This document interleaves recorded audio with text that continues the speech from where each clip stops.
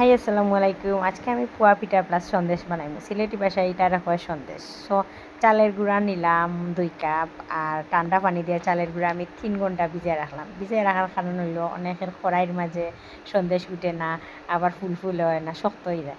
So এইভাবে করলে নরম থাকে, ফুলফুলা হয়, আর সন্দেশটা উঠি যায় আর কি কড়াইয়ের মাঝে।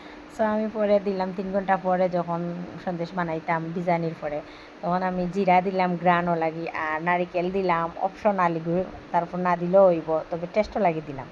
আর দিলাম হইল ময়দা। তারপরে গরম পানি দিয়ে দিছি, নাড়াচড়া করছি। যদি এবার টান গরম পানি দিতাম তো গিলোট বান্ধিল না, গরম পানি দিয়ে অনবরত নাড়তে থাকছি। সো সন্দেশটা এত সুন্দর ফুলে হয়েছে, প্লাস তুলা নরম হয়েছে। এর কারণ হইল, মেন কারণ হইলো আমি 3 ঘন্টা ভিজিয়ে রাখছি, তার কারণ। আর নর্মাল পানি দিয়া আমি নড়াচড়া করছি। পরে এটা আমার শিখাইছেন আমার শাশুড়ি, আমার খান্দাত বইয়া বইয়া শিখাইয়া দিছেন যে ওইভাবে করো।